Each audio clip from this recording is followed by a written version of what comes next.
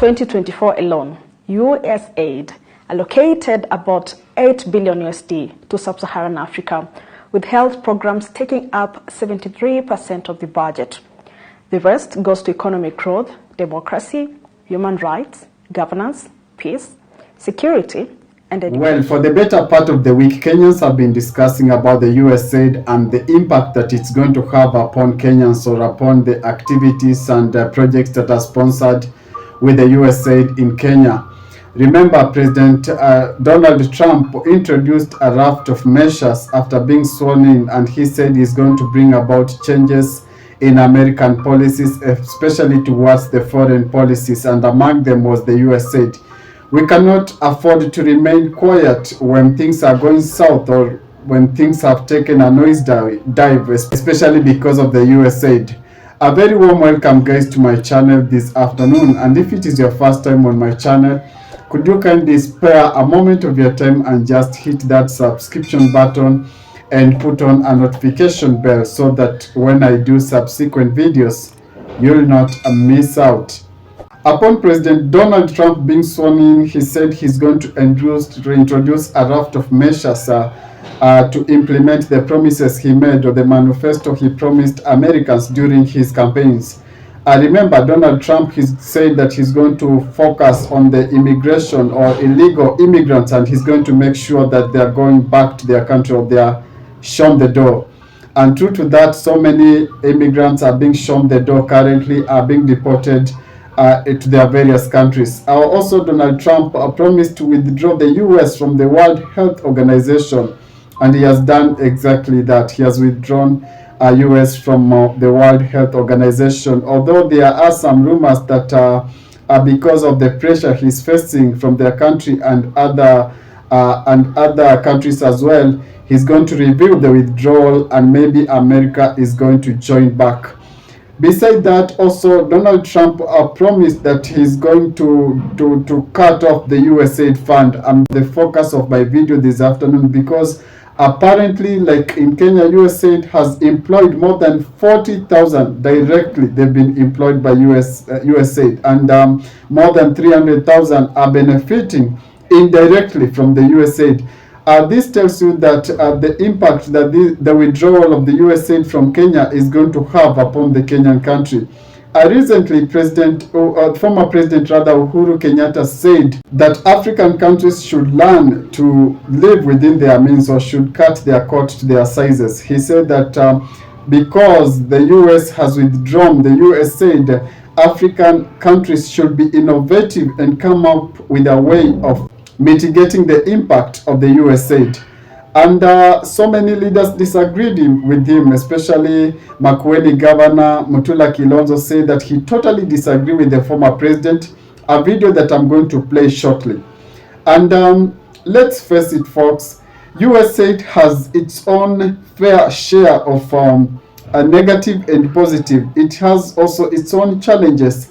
There are some people who say that it used to propagate Western values, especially in Kenya, and there are some people who say that it has bred a lot of corruption in Kenya, because the money allocated to projects that are funded with the USAID are not getting to the right projects, but are ending up in the pockets of a few individuals who are benefiting from the USAID. Before I proceed, let's watch the Makueni governor, what he said about the impact that the USAID is going to have, especially in his own constituency or in his own county. He said that about 246 people in his county are going to be affected with this withdrawal. Let's watch the video. The announcement by President Trump on the withdrawal of aid, particularly through USAID on matters health, is a national crisis which must be addressed quickly. In Makueni alone, we have 269 workers who will lose their jobs immediately, because end of last month, they are all supposed to be home, and they are catering on very serious issues on TB, HIV, and malaria. Although malaria is not a big concern for Makueni, but TB and HIV are issues of concern for us. Although we received an assurance that Kenya has stock for antiretroviral drugs for the next 15 months, we still have no plan, a transitional plan, for how, after the 15 months, what is going to happen. A huge population in all these counties is dependent on these drugs. And I am extremely worried that in the absence of those drugs, we're going to start losing people. The stigma that had gone away will come back. And more importantly for me, and because of the statistics I have seen in Makueni, teenage infections between the age of 24 and 35 have increased tremendously. And therefore, this admission of these drugs, the continuous counseling, because that is part of the team, is very critical.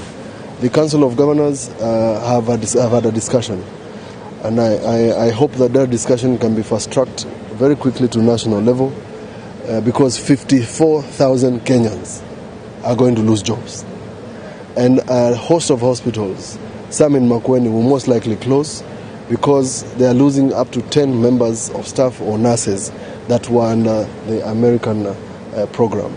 I have seen serious protests in the US today by both Republicans and Democrats on matters Usaid. Those Republicans and Democrats, senators, are saying that they are the ones to dictate how their taxes should be spent. And if, like one of the Republicans who was mentioned, that she was a refugee and was a beneficiary of Usaid.